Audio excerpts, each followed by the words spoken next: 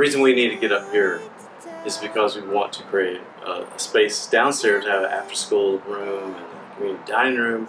But in order to do that, we need to move most of our family upstairs, what used to be the attic.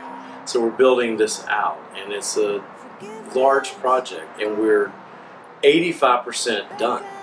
So moving our family up here, which has been a long time coming, 8 years, 8.5 years I think, and expanding downstairs is really, you know, we really have intentions for some of the rooms downstairs that are currently our kids' rooms. And so it only makes sense to go up and move our kids upstairs so that they can have a little more privacy as they're getting older. Well, I'm getting older, and because I've walked in my room expecting to be able to lay down and take a nap after working on the front porch for a few hours.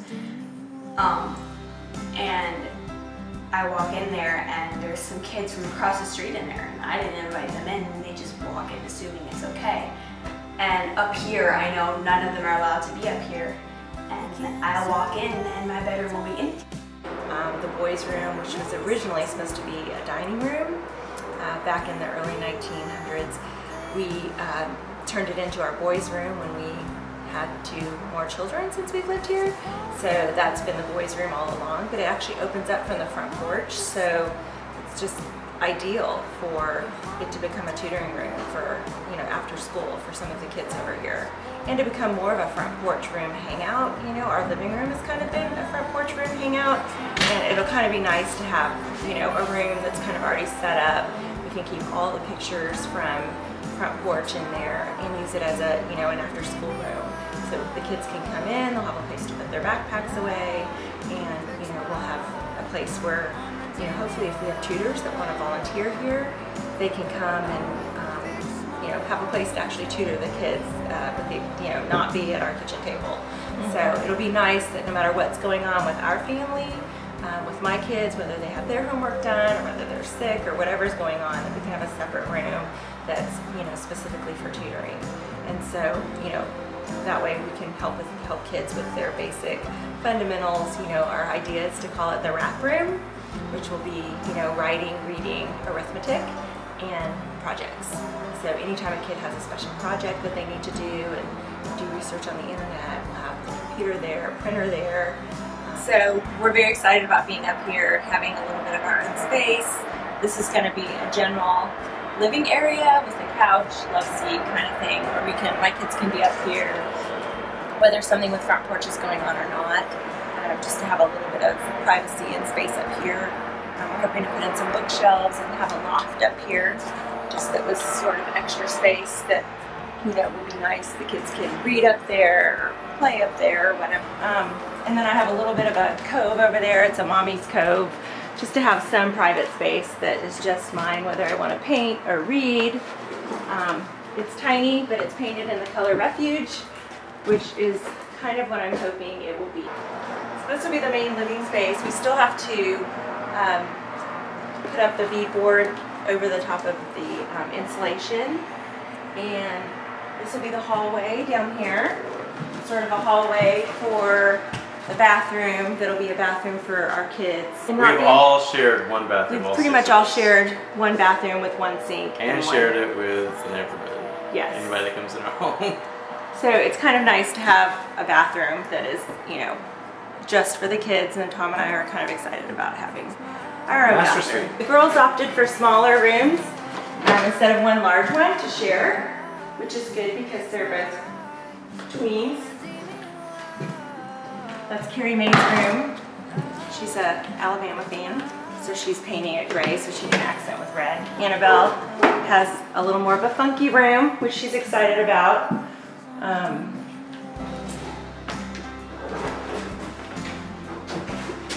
Both of our girls have their own closets, which is kind of nice because this house, being 104 years old, does not have closets. And so we're actually putting in closets now. It's kind of a fun little rabbit hole. And then last but not least, we have the boys' room, which is going to be double doors into here. And pretty large space for their beds. And back there will be a playroom for their Legos. And we're gonna make it sort of like a little fort in here with a Lego table and all of their toys, so they won't be thrown all over the room. And they will also have a closet, which they've not had. And then this is for now going to be a storage area, but it will hopefully eventually be a chapel. In fact, the first idea I had when this house, before we bought this one, and I came upstairs, the one idea I had from up here, I saw this big space that was just unused, and we could use it as a chapel room. We only use it for a quiet time. Maybe we could have family devotionals or whatever, but you only come in here to pray, meditate, whatever, on God. It's not for homework, it's not for play or anything else. So we'll have it locked. I'm really excited about this. It's only about $10,000 left of work to be done up here, and we had a generous donation of $5,000. So we only have $5,000 left up here. The only way that can happen is because we have monthly donors. Every month we have partners who generously give, and we're starting a new program. When this is done, we'll have an after-school program to start. So we'll continue to need monthly support or new donors to come on board. That's the foundation, the financial foundation of our ministry and any ministry, are those monthly partners that we have.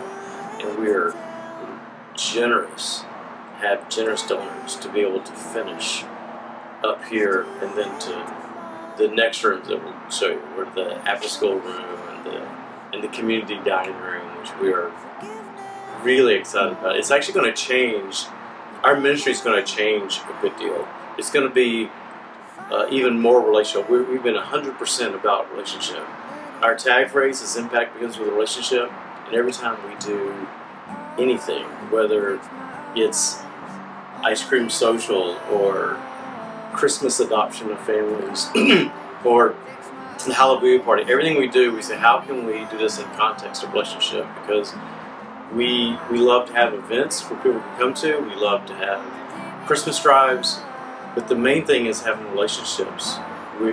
Those things are actually secondary to having relationships with people, because that's where the impact happens. And we're going to be able to do that much better when we have like an after-school program, when we have kids and their moms who will be here. They're doing special projects. I think we'll spend a lot more one-on-one time. We've had so many kids that come now that we get very little one-on-one time.